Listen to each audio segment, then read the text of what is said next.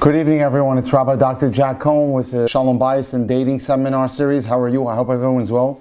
Baruch Hashem, it's been a really wonderful couple of weeks. Many people have been getting engaged. Before I start tonight's discussion, I always want to remind everyone out there to please go on Partners in Shidduchim and sign up if you haven't already signed up and put your resume up there. It's a tremendous vehicle to get known and be seen by many people. I use it extensively for many of my clients. And again, if anyone needs any of my help from anywhere in the world in dating or Shidduchim or getting matched up, or you'd like to get help in putting together a top 10 list, or you'd like a copy of the PDF of the 100 questions you can possibly ask in various aspects of dating, or you have Shalom Bayis issues, or you'd like to get matched up, feel free to reach out to me on WhatsApp or text me or call me at 305-206-1916. Again, 305-206-1916. Or you can send me an email to Dr. Jack Cohen 18, drjackcohen18 from anywhere in the world with Zoom and WhatsApp video today. We have all the mediums and all the platforms necessary to be able to help you. So Baruch Hashem, and as well, it was a wonderful Hanukkah holiday this year. Baruch Hashem, we had a beautiful wedding in my house, as I spoke about. If you'd like to get more details, just go on the Torah Anytime profile for myself, and you could see the lectures that I've given on that. It was really a beautiful experience. Tonight's discussion was inspired by a client who reached out to me last week and told me an incredible story, a scary story of how he married someone who was anorexic, and they got married, and she had gained very little weight in the pregnancy, almost lost the baby, and he tells me his challenges in dealing with this incredible disease. And so I thought it might be an excellent opportunity for us to address this issue of anorexia and bulimia and other various eating disorders, to learn more about them, to be on the lookout for them. Certainly we as the Orthodox or Jewish community are no exception to the ills of society, so I want to be able to give us a little bit of a background to learn how we can deal with it, how we can see telltale signs of it, what we can do to treat it, etc., and become more educated. As we know, when it comes to dating, education is the key. Baruch Hashem, thank God, hundreds of people are getting engaged every year just by watching my lectures and my shiurim, becoming empowered and becoming more knowledgeable about dating and shidduchim and shalom bayis and the how-tos. So go on Torah Anytime. I've got 450 lectures on there, or maybe more at this point, that you can learn so much about dating. Go onto my website at drjackdating.com. There you'll see videos and you'll see lectures and you'll see all types of interesting and helpful platforms and things that you can use to help better yourself, become a more educated and more successful dater. First, let's start tonight's discussion by asking the following question. What causes the eating disorders?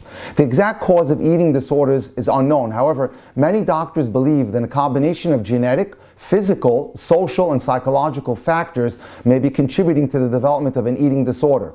For instance, research suggests that serotonin may influence eating behaviors. Serotonin is a naturally occurring brain chemical that regulates mood, learning, and sleep, as well as other functions. Societal pressures can also contribute to eating disorders. As we know, everyone has a cell phone today. We're all seeing pictures of beautiful models and beautiful people, and it gets into our subconscious and our psyche. And the younger we are, the more influence we can be, the more that we can be catapulted to desiring to look like these people. Unfortunately today, success and personal worth is often equated with physical beauty and a slim physique, especially in Western culture. The desire to succeed or feel accepted may fuel behaviors associated with eating disorders. What are the types of eating disorders? Eating disorders can take various forms, including overeating, undereating, or purging. Each eating disorder has unique symptoms and behaviors that can help you recognize them. Let's start with the first one, the most publicized one, the most well-known one, and that is anorexia nervosa. Anorexia can be identified by unusually low weight and an intense desire not to gain weight or to eat too much, if at all. Anorexia is characterized by behavior meant to avoid gaining any weight at all, often to the point of malnourishment. As I told you the story of this individual who called me up, his wife was pregnant and was that close to losing the baby. With anorexia, a person may also see themselves as overweight, even if their body weight is far below normal. Anorexia is most prevalent amongst young women. Up to 1% of women in the United States have anorexia, according to the National Eating Disorders Association. It's much less common among men, who only make up 5% of people with anorexia. Another item out there is called binge eating disorder. Binge eating disorder occurs when you eat too much on a regular basis. You may also feel guilty about binging or feel like your binging is out of control. With binge eating disorder, you may continue eating long after you feel full, sometimes to the point of discomfort or nausea. Binge eating disorder can happen to people of all sizes and weights. And now we have come to bulimia. Bulimia occurs when you experience episodes of binge eating followed by purging or throwing up. With bulimia, you may feel guilty or helpless after eating large amounts of food and try to vomit the food back up. You may use laxatives to quickly get the food through your digestive system. You might also exercise excessively to prevent the food from causing weight gain. With bulimia, you may believe that you're overweight even if your weight is normal, slightly above normal, or even below a healthy weight. The prevalence of bulimia among young women in the United States is around 2%. This disorder is most common during the late teen years and early adulthood. Only 20% of people with bulimia are men. What risk factors are associated with eating disorders? Women are more likely than men to have eating disorders. Other genetic, social, and environmental factors that may increase your risk for developing an eating disorder include age, that plays a role, family history, excessive dieting, psychological health, life transitions, and extracurricular activities. Age. Although they can occur at any age, eating disorders are most common during the teens and early 20s. Family history.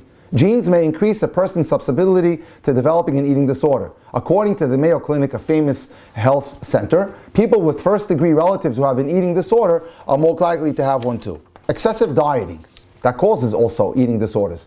What are the signs and symptoms of an eating disorder? Symptoms vary with each disorder, but the most common symptoms include abnormally low or high body weight, an irregular diet, the desire to eat alone or secretly, using the bathroom frequently after a meal, obsession with losing or gaining weight quickly, obsession with physical appearance and perception of body by others, feelings of guilt and shame around eating habits, experiencing abnormal stress or discomfort about eating habits. Today's culture makes it really difficult to know what is healthy and what is not when it comes to food, relationships, our bodies, and movement. How are you supposed to know what a healthy relationship is with food, your body, and movement when so much of the information that you're being given today is inaccurate or misleading? Eating disorders can happen to anyone at any age, gender, or socioeconomic level. Often there's a myth that eating disorders only impact women around college age or younger. But that's not true. There's help for anyone who has an eating disorder. Some of the most common themes with all eating disorders are the individual's relationship with food is very strained. Some disorders report that everything regarding food is very restrictive. The person's perception of their body is impacted based on their relationship with food and movement. Many times, individuals are not able to accurately view and perceive their body, which results in significant body image disturbances.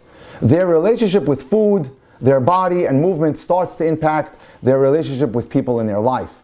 Loved ones will often feel helpless because they want to help, but feel like they're unable to do so because the individual denies or resists help.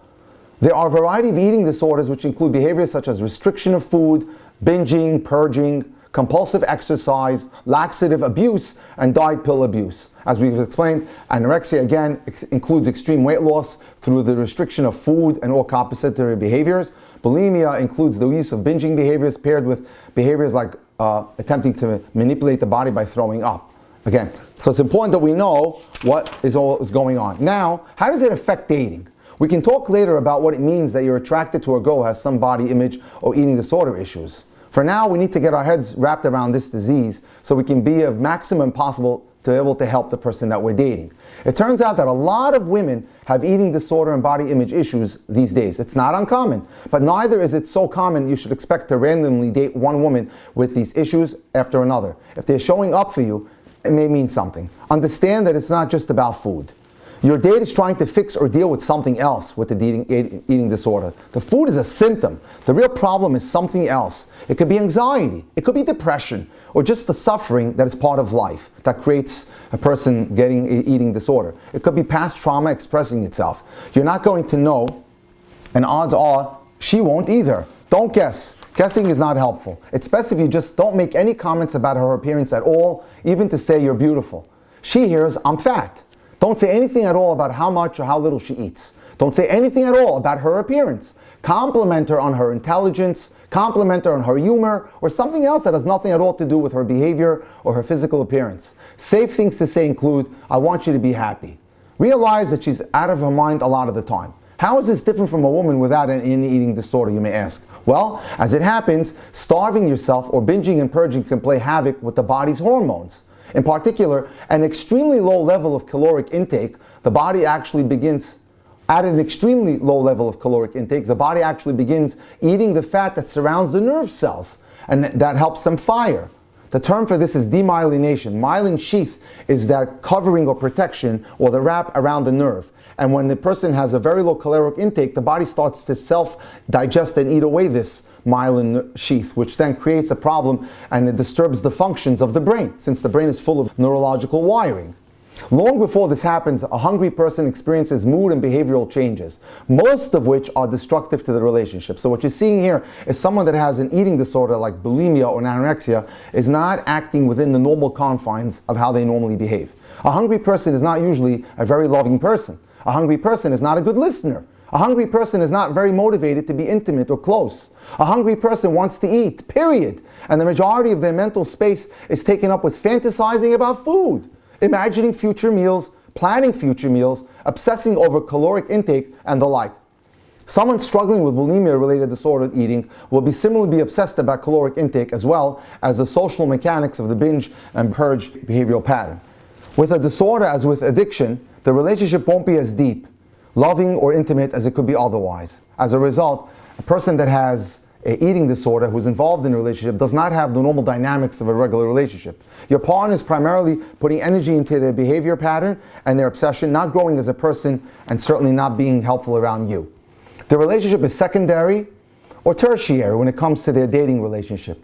Or going into a fasting state might be preparation for a breakup or some other emotionally charged event, because she might be ready to break up with you when she gets into a eating disorder. Stress goes up at work, more food restricting, relationship heats up, more fasting. So they start getting into a bad cycle. The reason is very simple. When you're really hungry, you don't really feel any unpleasant emotions, or you may feel them at a distance, but not as important as obsessing over food.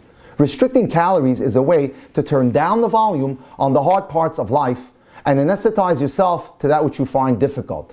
Eating disorders are coping mechanisms. Once you learn better coping mechanisms, you won't need to rely on them or to go to them.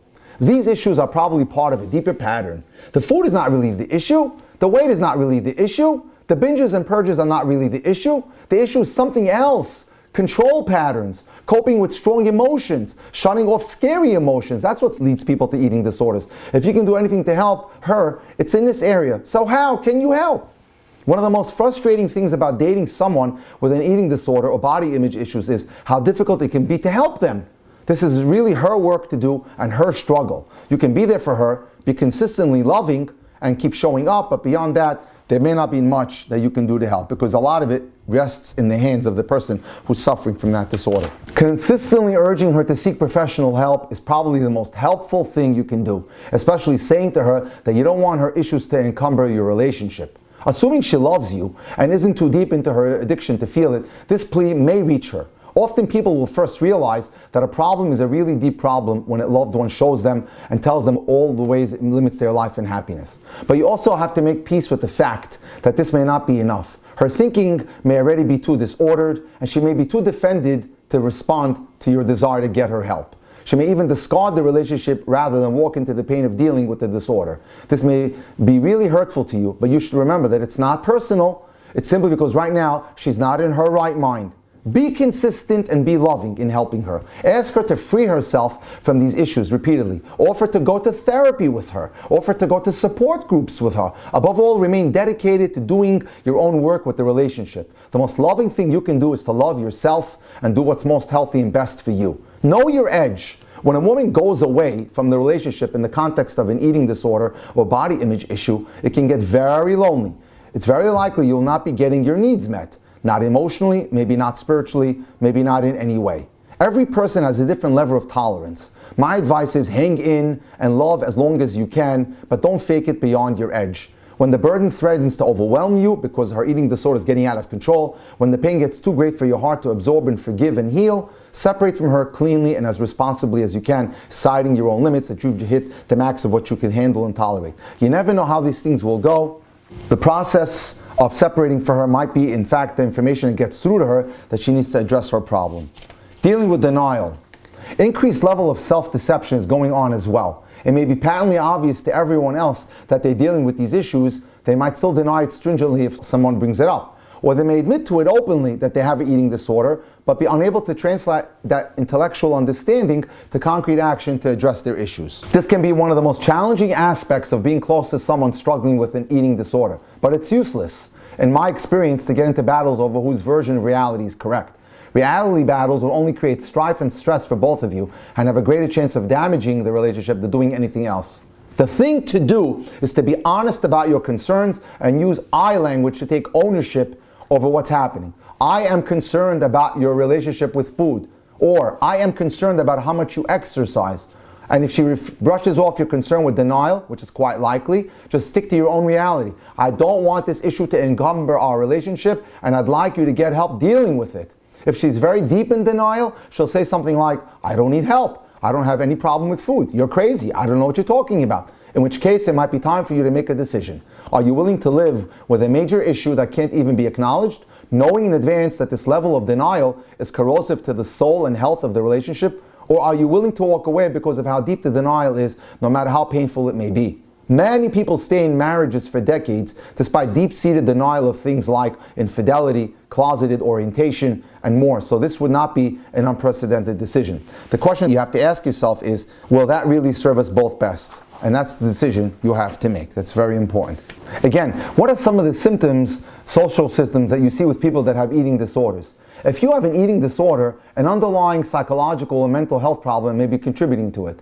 These problems can include low self-esteem that drives you to having an eating disorder, anxiety can precipitate an eating disorder, depression, obsessive compulsive disorder, troubled relationships, or impulsive behavior. Certain life changes and events can cause emotional distress and anxiety, which can make you more susceptible to eating disorders. This is especially true if you've struggled with eating disorders in the past.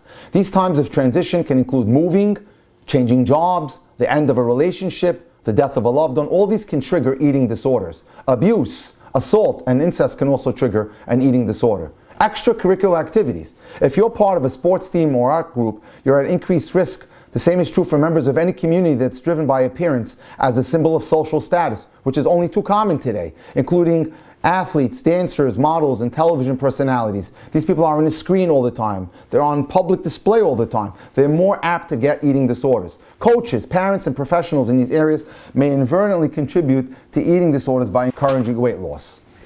Now, here's an important point. Are teenagers affected by eating disorders? Teenagers can be especially susceptible to eating disorders because of hormonal changes during puberty and social pressure to look attractive or thin. Unfortunately, that's the case with many people in high school. These changes are normal, and your teenager may only practice unhealthy eating habits every once in a while. But if your teenager begins to obsess over their weight, their appearance, or diet, or starts consistently eating too much or too little, they may be developing an eating disorder. Be on the lookout. Abnormal weight loss or weight gain may also be a sign of an eating disorder, especially if your teenager frequently makes negative comments about their body or perceived size. If you suspect your teenager has an eating disorder, be open and honest about your concerns. If they're comfortable talking with you, be understanding and listen to their concerns. Also have them see a doctor, counselor, or therapist to address the social or emotional issues that may be causing their disorder. Just an important sidebar. Are men affected by eating disorders? Women are affected by eating disorders more often, but men are not immune. Studies suggest that men with eating disorders are underdiagnosed or undertreated. They're also less likely to be diagnosed with an eating disorder. So that's important. It can happen in men, not often, not nowhere near the amount or the volume of women, but it's important to be aware of that. How can I help someone who might have an eating disorder? If you believe someone you know might have an eating disorder, talk to them about it. These conversations can be difficult because eating disorders can trigger negative emotions or make someone feel defensive about their eating habits. They may lash back at you, but listening to their concerns or showing them that you care and understand can help encourage someone to seek help or treatment. How is an eating disorder treated? Treatment depends on the eating disorder, its cause, and your overall health. Your doctor may evaluate your nutritional intake, refer you to a mental health professional, or hospitalize you if your disorder has become life-threatening. In some cases, psychotherapy, such as cognitive behavioral therapy or family therapy, can help address the social or emotional issues that may be causing your disorder. There's no medication that can fully treat an eating disorder, but some medications can help control symptoms of the anxiety or depressive disorder that may be causing or aggravating your eating disorder. These can include anti-anxiety medications or antidepressants. Let's get into a discussion now on eating disorders and dating relationships. How to cope when your partner has an eating disorder. Eating disorders are often a silent disease, hidden in the shadows and closets of life. Unfortunately, however hard sometimes you try to keep it secret and separate, an eating disorder inevitably ends up affecting almost every aspect of your life. If you're in a relationship, you probably already know this. As much as your partner tries to hide or tell you it's not that big of a deal, you feel the strain it places on the relationship. It's very hard to hide eating disorders. Dating relationships require honesty, vulnerability, and intimacy from both partners in order to be healthy and successful, which is something that I teach regardless of what's going on out there. In general, when you're teaching someone how to date effectively and successfully, there's got to be honesty, there's got to be exposure of vulnerability, and there's got to be intimacy. And the very nature of eating disorders erodes these crucial relationships.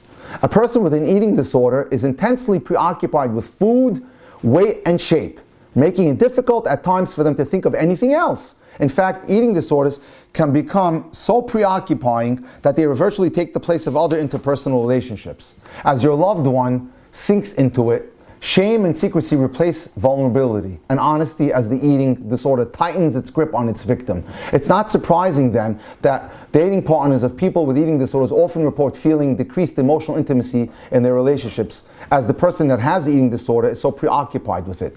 What you should know about your partner and their eating disorder. If you're romantically involved with someone struggling with an eating disorder, there are some things you should know about your partner. The following list of 6 key words compiled from articles which deal with eating disorders, written by women who have struggled from eating disorders, will help us begin to understand the person who's suffering a little bit better. Number 1, eating disorders are usually not about trying to look good for someone else. Yes, that includes you.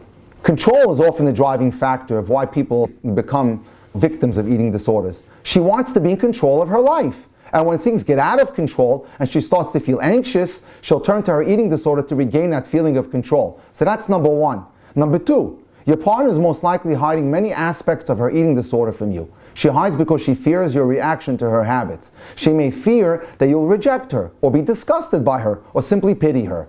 Or she may even fear your compassion and understanding, since she's so uncompassionate to herself. She may decline invitations to social events or shared meals in order to hide her habits from prying eyes. Number 3, one of the reasons she hides things from you is the shame she feels about her eating disorder. Shame from past events may even be a motivating factor in her eating habits. And while she might feel a feeling sense of control during one of the episodes, that shame is likely to quickly return in its aftermath. Number 4, self-esteem. Shame erodes self-esteem. And your partner probably has extremely low self-esteem, the one that's suffering from an eating disorder. While low self-esteem is often the precursor to eating disorders or a co-occurring issue, her self-esteem is further diminished by her eating disorder. She may even be a high achiever in other areas of life, but here she has low self-esteem.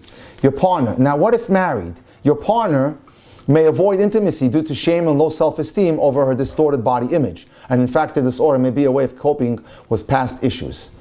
Next, number 6, as counterintuitive as this may seem, her eating disorder is not ultimately about her weight. Even if she does reach one of her goals, she won't be pleased if she meets it. No matter her weight or her waist size, she'll never measure up in her own eyes. She's never happy. People who suffer from eating disorders, even if they're extremely skinny and underweight, are not happy with their weight. Just like with substance abuse, it can take years for someone with an eating disorder to reach the bottom and turn things around. You can't fix your partner, but there are ways you can be there for her and hopefully point her towards recovery. How can you help the person that's suffering from an eating disorder? If your dating partner is struggling with all these things we've listed, it's understandable for you to feel helpless or overwhelmed. Don't worry. There are steps you can take to support them and care for them in this situation. Number 1, educate yourself. Learn everything you can about your partner's eating disorder and clear up any misconceptions you have about it. This will help you to better understand what she's struggling with and how you might be helping or hurting with your responses to her behavior. Number 2, be careful with your words. You may not think your comments about her eating habits or weight are harmful, but the reality is that she's constantly thinking about these things, and something you can say can trigger her or really get her to explode. As you educate yourself on her disorder, educate yourself on what words are helpful and what words are not. Be careful with what you say. Support your partner, number 3. It's easy to become overprotective or policing or withdrawn and silent. If you're dealing with a partner with an eating disorder, you might find yourself questioning every food decision she makes, or conversely, avoid the topic altogether for fear of saying the wrong thing.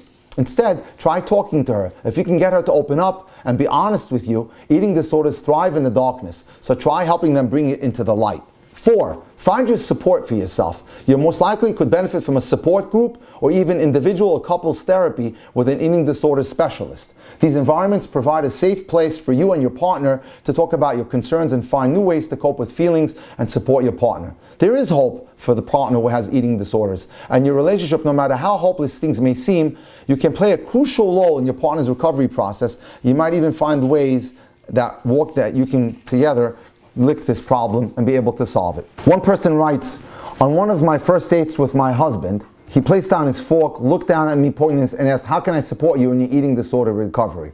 Although I'd fantasized about having this conversation with a handful of dates, I suddenly wasn't sure what to say.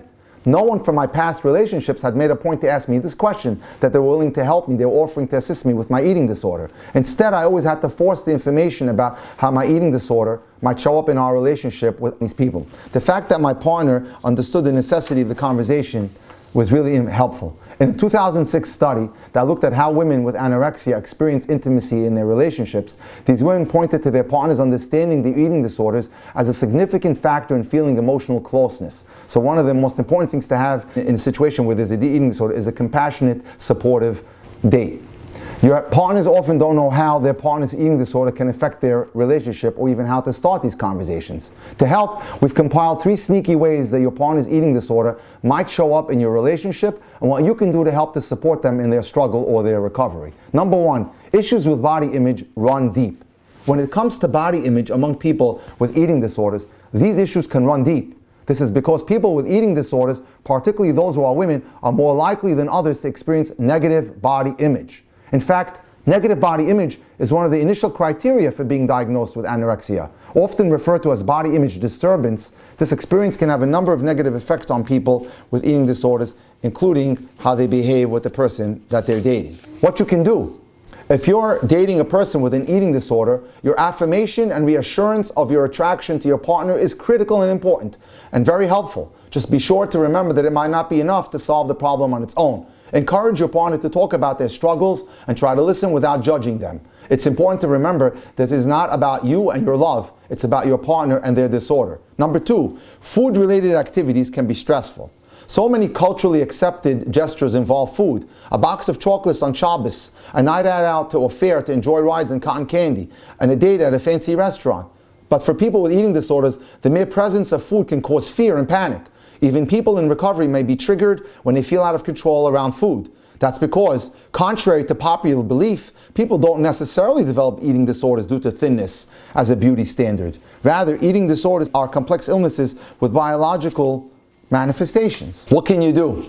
Food-related activities can spike stress in people with eating disorders, and because of this, it's best to avoid these treats as surprises. Whether someone currently has or is in recovery from an eating disorder, they may need time to prepare themselves for activities involving food. Check with the person that's recovering from the eating disorder or your dating partner that has an eating disorder about their specific needs. Moreover, make sure that food is never sprung on them, no matter how sweet your birthday cake intentions are. Number 3, opening up can be difficult.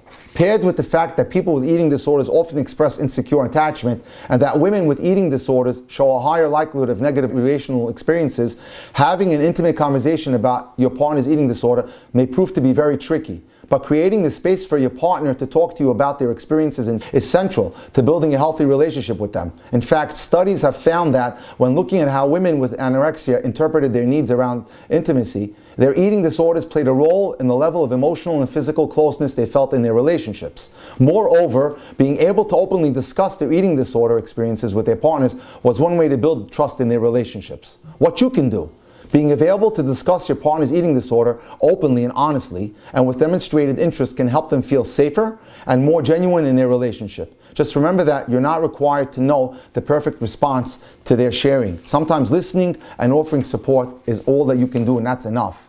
Open communication allows your partner to share their problems, ask for support, and strengthen your relationship. Dating someone with an eating disorder isn't unlike dating someone with a chronic condition or a disability. It comes with its own set of unique challenges. There are, however, solutions to these challenges, many of which depend on communicating openly with your partner about their needs. Safe, open communication is always a cornerstone of happy, healthy relationships. It allows your partner to share their problems, ask for support, and therefore strengthen the relationship as a whole. Giving your partner with an eating disorder the space to make that experience part of your communication can only help them in their journey. How to be a good partner to someone with an eating disorder. It can be hard to strike a balance between being helpful and being the food police. Her sudden entry into inpatient therapy shocked her fiancé. As a medical student, he had spent a single day looking at a PowerPoint presentation on eating disorders. Kay says he was shocked and even felt a bit betrayed, and his learning curve on how to support her was steep. Suddenly, their relaxed weekend brunches were gone. When your date is among the 30 million Americans who has an eating disorder, date options like dinner or cocktails and appetizers can seem fraught. But while long walks and museums are great, eventually you need to eat, which means the issue is going to come up sometime. Eating disorders are complicated and counterintuitive, says Eileen Fishman, a licensed social worker who co-founded the National Eating Disorders Association. Fishman, who has a private practice in New York, has specialized in treating people with eating disorders for more than 30 years. One day the rule could be they can't go out to eat in a restaurant. Another day the rule can be they can't, or they can. You need to keep an open mind and talk to them regularly about what they're feeling and what they need. Sometimes a relationship can actually be the catalyst for a sick person to get treatment. Anorexia first showed up for Kay, who was 29 years old, when she was about 14. But it wasn't until roughly a decade later, when she was 25 and planning her wedding, that things became unbearable and she finally sought help. For her husband, who was a fourth-year medical student at the time, the temptation to try and manage her eating plan was strong. At the beginning of treatment, Kay's diet was highly regimented so she can gain to a healthy weight and get used to eating regular meals again. We had to find that balance between him being helpful, Kay says, and not being the food police. She also cautions against any impulse you might have towards managing your food intake. That's a losing proposition always, Fishman says, adding you're likely just to breed resentment if you try to police what she eats. Boundaries are really important, she says. There's a huge issue for someone with an eating disorder. It's important to respect them. Kay, 4 years into recovery, says that the beginning stages are more regimented and difficult, both for the recovering person and their partner. With time, things get simpler, so brunch may be in your future again. Being in a relationship with someone who has an eating disorder can also mean indulging certain quirks more often than you'd like, especially as they're taking baby steps towards a more healthy relationship with food early in recovery. For instance, Fishman explains, your date may need to scrutinize a menu online before agreeing to go out. She also cautions against any impulse you might have towards managing their food intake. You can't do that. It's also reasonable to expect that your dating partner is in recovery. They're probably in therapy or maybe eventually. Fishman says family, friends, and partners have a role to play here, so going to therapy and joining them with therapy is a great idea. And she writes, I love when people bring their partners in and family members and siblings to therapy. It allows the person in a supportive role, friend, family, or partner, to get firsthand personalized information about the loved one's struggles and recovery. So tonight we had a little bit of a background into what is anorexia, what is bulimia, what causes it, what are the symptoms, what are the things that stress it, that can precipitate it, and what are the things we can do. Most importantly, one needs to be an effective communicator, one needs to be patient, and to help the person in any way in their struggle, and obviously reach out to a mental health professional who deals with this area so that it can be tackled and addressed. Thank you so much for giving me your time tonight. I hope that it was a very helpful and educational presentation. If you need my help in any way, in any aspect of dating, whether it's getting matched up or putting together a top 10 list, we'd like for me to help you in any relationship that you're in, feel free to reach out to me from anywhere in the world. Simply WhatsApp me or text me to my cell phone, 305-206-1916. Again, 305-206-1916, or you can simply email me to drjackcohen18@gmail.com. That's drjackcohen18@gmail.com. Have a wonderful week and keep at it. All the best. Thank you.